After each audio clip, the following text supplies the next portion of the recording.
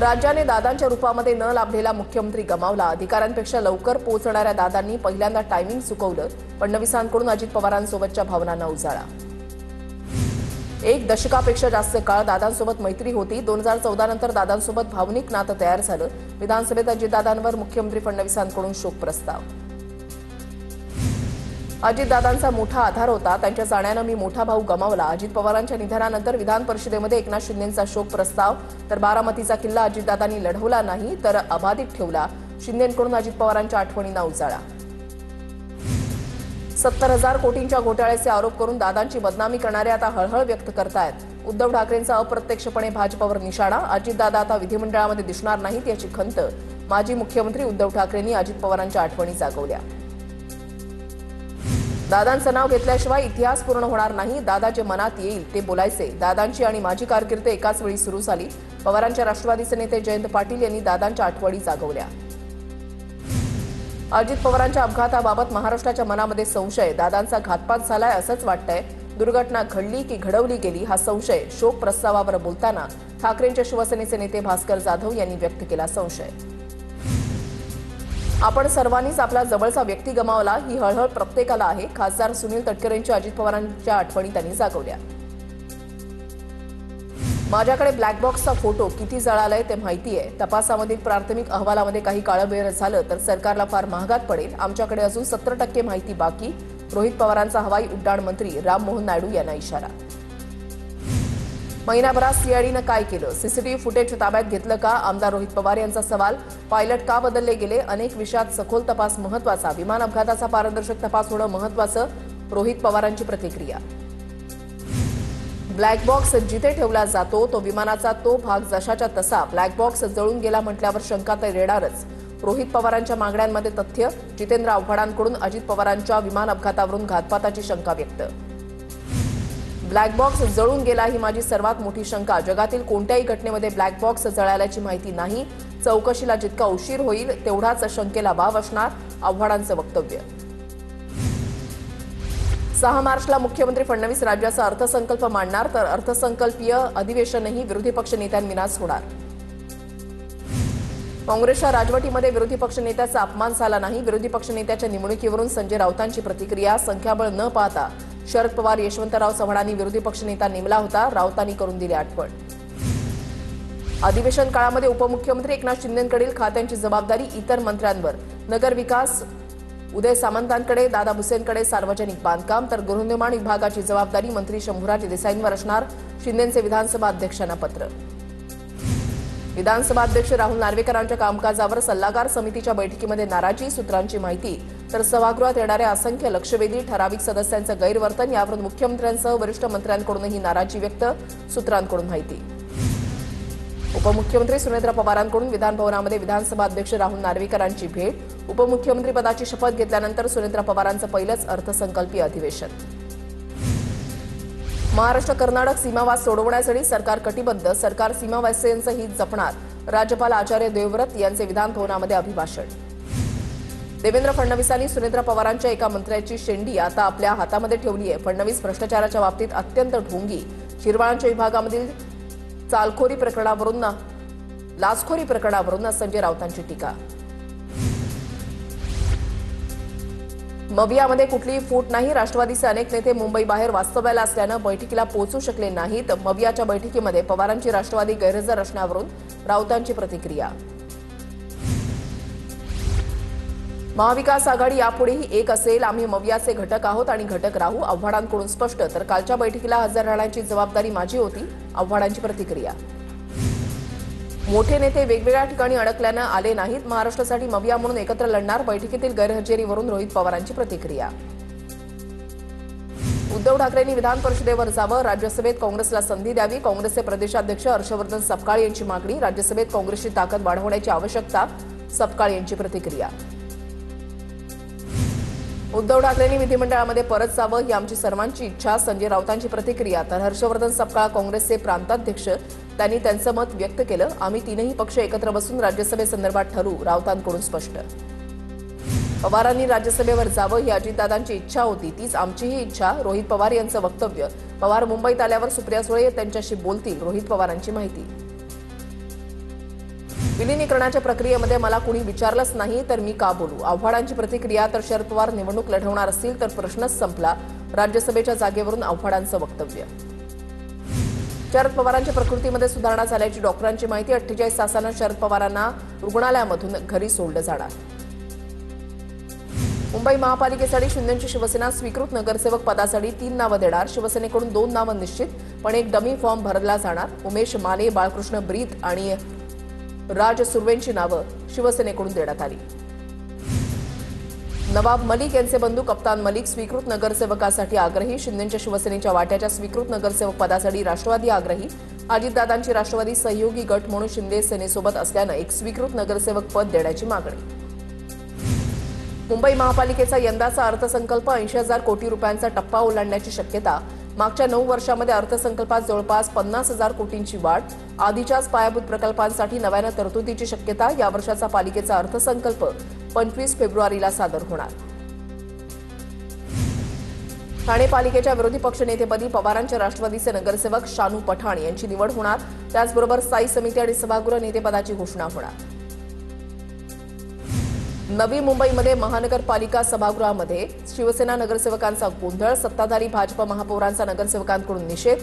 महापौर चुकीच्या पद्धतीनं सभागृह चालवत असल्याचा शिवसेनेचा आरोप. सभागृहामध्ये खाली बसून शिवसेनेकडून जोरदार घोषणाबाजी.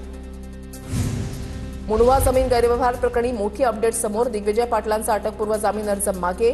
दिग्विजय पाटलांना पोलीस अटक करण्याची शक्यता. मुंढवा जमीन प्रकरणी दिग्विजय पाटील आरोपी.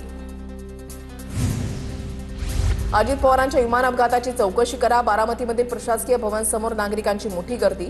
अपघाताच्या चौकशीसाठी प्रांत अधिकाऱ्यांना निवेदन. अजित पवारांच्या अपघाताच्या चौकशीच्या मागणीसाठी बारामतीच्या डोर्लेवाडी गावात आज बंद. अजितदादांच्या अपघाताबाबत दिवसेंदिवस संभ्रमाचं वातावरण निर्माण. सखोल चौकशी करून सत्य बाहेर आणावं, डोर्लेवाडी ग्रामस्थांची मागणी. बुलडाण्याच्या चिखला गावातील छत्रपती शिवाजी महाराज पुतळा प्रकरण. बीबी गावामध्ये वंजारी समाजासह ओबीसींचा मेळावा. बुलडाण्यासह राज्यातील वंजारी ओबीसी बांधव सत्य कथन मेळाव्याला उपस्थित. शेवटच्या श्वासापर्यंत महाराजांच्या पुतळ्याला कुणालाही हात लावू देणार नाही. चिखला गावातील पीडित महिलेचा इशारा. सरपंच गणेश काकड मास्टरमाइंड होता. सर्वांना अटक झाली पाहिजे, पीडित महिलेची मागणी. बुलडाण्यातील चिखला गावातील पुतळ्याबाबतची कागदपत्र समोर. विनापरवानगी बसवण्यात आलेला पुतळा हटवण्याचे आदेश लोणार तहसीलदारांनी दिले होते, तर स्थानिक ग्रामपंचायतीला पुतळा योग्य कारवाई करून हटवावा असा आदेशही 11 फेब्रुवारीला देण्यात आला होता. बुलडाण्याच्या चिखला इथल्या छत्रपती शिवाजी महाराज पुतळा प्रकरण. बुलडाण्याच्या काकड इथल्या आरोपी सरपंच गणेश काकडला पोलिसांकडून अटक. चिखला काकड परिसरामध्ये कलम 163 नुसार संचारबंदी लागू. समाज माध्यमांवरील अफवांवर विश्वास ठेवू नये, पोलिसांचं आवाहन.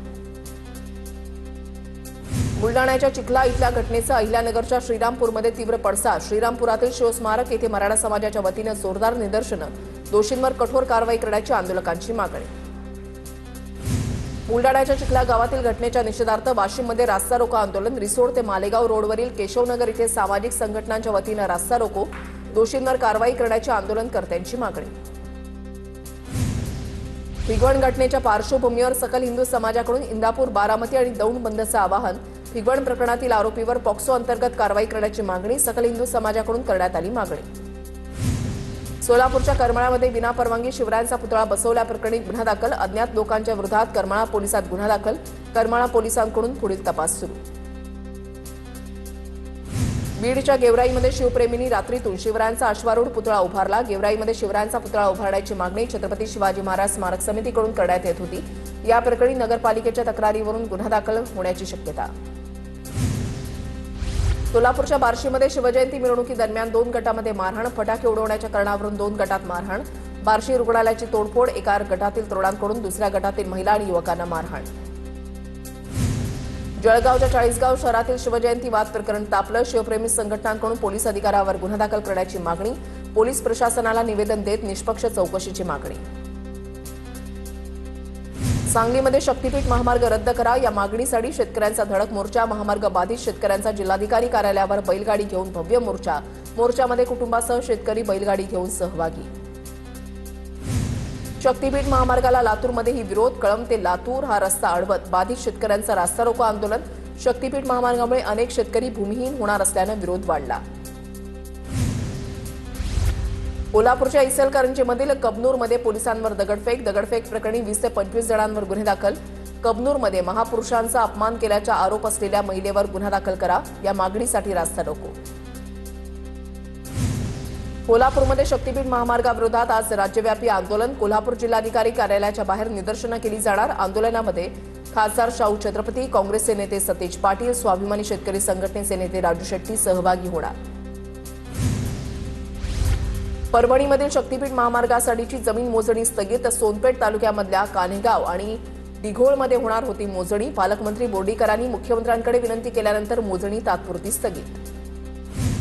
परभणीमध्ये शक्तीपीठ महामार्ग रद्द करण्याच्या मागणीसाठी रास्ता रोको. परभणी तालुक्यामधल्या सिग्नापूर पाटीवर रास्ता रोकोला सुरुवात. शक्तीपीठ महामार्गाला जमीन देणार नसल्याचा पवित्रा. माकपा आणि किसान सभेकडून पुन्हा लाँग मार्चची हाक. आदिवासी शेतकरी आणि कामगारांच्या प्रलंबित मागण्यांसाठी भव्य लाँग मार्च निघणार. राजूर ते अहिल्यानगर असा 148 किलोमीटरचा पायी लाँग मार्च. धुळे महानगरपालिकेच्या आवारामध्ये संत गाडगेबाबांचा स्मारकाचं भूमिपूजन. शहराचे आमदार अनुप अग्रवाल आणि आमदार मंजुळा गावित यांच्या हस्ते भूमिपूजन संपन्न. सोलापूरच्या माळशिरसमधील विवाहितेच्या आत्महत्या प्रकरणामध्ये मोठी माहिती समोर. पती आणि सासरच्या लोकांवर मानसिक आणि शारीरिक छळाचा मयत विवाहितेच्या वडिलांचा आरोप. पायल रणदिवे हिनं केली होती आत्महत्या. अभिषेक कळमकर यांच्यावर दाखल झालेला बलात्काराचा गुन्हा हा हनी ट्रॅपचा प्रकार असून त्यांना या प्रकरणामध्ये गोवलं जात आहे. खासदार निलेश लंकेंचं फरार. अभिषेक कळमकरच्या समर्थनार्थ वक्तव्य. बदलापूर अंडाशय तस्करी रॅकेट प्रकरणामध्ये पोलिसांकडून सखोल तपास सुरू. अंडाशय रॅकेटमध्ये मुंबई ठाण्यातील बड्या डॉक्टरांच्या सहभागाची शक्यता. पोलिसांच्या 3 पथकांकडून वांगणी, विठ्ठलवाडी, बदलापूरमध्ये छापेमारी. 10 लाखांहून अधिक किमतीचा औषध साठा जप्त. संविधान वाचवण्याचा निर्णय घेऊन आम्ही राजकारणामध्ये आलोय. लोकशाही पद्धतीनं आम्ही काम करतो. विकास कामांची उणीव भरून काढणं, कामाला गती देणं हेच आमचं तत्व. खासदार प्रणिती शिंदेंची प्रतिक्रिया. छत्रपती संभाजीनगरमध्ये मच्छीमार संघटना आक्रमक. पारंपरिक जाळं घेऊन विभागीय आयुक्तालयावर धडक. मच्छीमार संस्थेकडे पूर्वीप्रमाणेच तलाव कायमस्वरूपी ठेवावेत अशा विविध मागण्यांसाठी आंदोलन. सोलापूरच्या कंदरमध्ये महावितरण अधिकारी आणि ठेकेदारांच्या वादामध्ये 14 तास लाईट विना काढावे लागल्याचं समोर. ग्रामस्थ वैतागून सबस्टेशनच्या समोर जमल्यावर लाईट सोडली. दोषींवर कारवाई करण्याची नागरिकांची मागणी. बोरिवली ठाणे भुयारी मार्गाच्या सुरुवातीला छत्रपती शिवाजी महाराजांचं स्मारक असावं. सकल मराठा समाजाची मागणी. सकल मराठा समाजाकडून ठाणे महापालिका आयुक्त, महापौर आणि उपमहापौरांना निवेदन. मीरा भाईंदरमध्ये अवैधरित्या अंमली पदार्थ विकणाऱ्या पानटपऱ्यांचा सुळसुळाट. असा पानटपऱ्यांकडे पोलिसांचं सपशेल दुर्लक्ष. भाजप नगरसेवक विशाल पाटलांचा संबंधित पानटपऱ्यांच्या विरोधात आक्रमक पवित्रा. डोंबिवलीमधील समर्थ कॉम्प्लेक्सवरील कारवाई विरोधात भाजपनंतर शिवसेनाही आक्रमक. रहिवाशांच्या डोळ्यामध्ये अश्रू. उपमुख्यमंत्री एकनाथ शिंदेंचा आयुक्तांना फोन. इमारती क्लस्टर योजनेमध्ये सामावून घेण्याबाबत चर्चा. नाशिकच्या चांदवडमध्ये कांदा आणि मका बाजारभाव घसरल्यानं शेतकरी आक्रमक. चांदवड बाजार समितीमध्ये आमरण उपोषण. आजच्या बाजारभावामध्ये उत्पादन खर्च निघणं झालं मुश्कील. नाशिकच्या सिंहस्थ कुंभमेळ्याच्या पार्श्वभूमीवर विकास कामांना गती देण्यासाठी प्रयत्न. मात्र गोदावरी प्रदूषणाबाबत प्रशासनाकडून अद्याप कोणतीही ठोस भूमिका नसल्यानं नाराजी. भंडारा जिल्ह्यामध्ये पाणी साठवणूक बंधारा पूर्ण होण्यापूर्वीच कंत्राटदाराला पैसे देण्यात आल्याचा आरोप. 58 लाख रुपये खर्च करूनही पाणी मिळत नसल्यानं शेतकऱ्यांमध्ये नाराजी. काम लवकर पूर्ण करण्याची परिसरातील शेतकऱ्यांची मागणी. नंदुरबारच्या शहादामधील प्रभाग 2 मधील रस्त्याच्या कामामध्ये अनियमितता आढळून आल्याचा आरोप. 30 लाखांहून अधिक निधी खर्चूनही निकृष्ट दर्जाच्या रस्त्याचं काम. चौकशी करून दोषींवर कारवाईची नागरिकांची मागणी. पनवेलमध्ये मोठी प्रशासकीय कारवाई. लिपिक टंकलेखक पदावरील 6 कर्मचाऱ्यांचं समावेशन रद्द करत सेवा समाप्ती. संगणक आणि टंकलेखन तांत्रिक अहर्तेचं प्रमाणपत्र नियमानुसार सादर न केल्यामुळे कारवाई. सातारा नगरपालिकेकडून संत गाडगेबाबांच्या जयंतीनिमित्त शहरामध्ये स्वच्छता मोहिमेचा शुभारंभ. नगराध्यक्ष अमोल मोहिते यांच्यासह सभापती नगरसेवकांच्या उपस्थितीमध्ये मोहिमेला सुरुवात. राजवाडा परिसरात मोहीम सुरू झाली. नंदुरबारच्या सातपुड्यामधील बँक सुविधांच्या कमतरतेवर प्रशासनानं तातडीनं पावलं उचलली. प्रत्येक घरापासून 5 किलोमीटर अंतरामध्ये बँक सुविधा देण्यासाठी मॅपिंग सुरू. ग्रामपंचायत इमारतीमधून बँक शाखा सुरू करण्याचं नियोजन. जिल्हाधिकारी डॉक्टर मिताली सेठी यांची माहिती. यवतमाळमध्ये झालेल्या अवकाळी पावसामुळे गहू पिकाला मोठा फटका. महागाव तालुक्यामधल्या कोंद्री, वाकण या परिसरातील गहू पिकांचं मोठं नुकसान. रात्री दरम्यान अवकाळी पावसानं जोरदार वादळी वाऱ्यासह हजेरी लावल्यानं शेतकऱ्यांची चिंता वाढली. लातूर शहरासह जिल्ह्यामधल्या अनेक भागामध्ये अवकाळी पावसामुळे वातावरणामध्ये गारठा. काही ठिकाणी वाऱ्यासह पाऊस आल्यानं ज्वारीचं नुकसान. नागपूरमध्ये काल रात्री झालेल्या वादळी वाऱ्यासह अवकाळी पाऊस. काही ठिकाणी झाडं कोसळली. रात्री 2च्या सुमारास नागपूरसह परिसरात अवकाळी पावसानं हजेरी लावली होती. वाशिम जिल्ह्यामध्ये रब्बी हंगामातील गहू, कांदा, बिजवाई आणि हरभरा ही पिकं बहरली. शेतकऱ्यांना यंदा चांगल्या उत्पन्नाची अपेक्षा. अनुकूल वातावरणामुळे पिकांची वाढ समाधानकारक. धुळे जिल्ह्यामध्ये हरभरा काढणीला सुरुवात. हरभऱ्याला चांगला भाव मिळेल अशी शेतकऱ्यांना अपेक्षा. यंदा गेल्या वर्षीच्या तुलनेमध्ये हरभऱ्याची सर्वाधिक लागवड. नंदुरबार जिल्ह्यामध्ये कांदा उत्पादक शेतकऱ्यांना पुन्हा एकदा मोठा फटका. कांद्याची आवक निम्म्यानं घटली असताना सुद्धा दर मात्र प्रति क्विंटल 400 रुपयांनी घसरले. जळगावच्या मुक्ताईनगर तालुक्यासह जिल्हाभरात ठिकठिकाणी हरभरा काढणीला वेग. हरभऱ्याला 5,000च्या वर भाव मिळत असल्यामुळे शेतकऱ्यांमध्ये समाधानाचं चित्र. नंदुरबार बाजारामध्ये मिरचीला सुगीचे दिवस. 2.25 लाख क्विंटलपर्यंत आवक झालेल्या ओल्या मिरचीला 2,500 ते 5,000चा दर, तर सुक्या मिरचीचे दर 7,000 ते 11,000पर्यंत पोहोचले.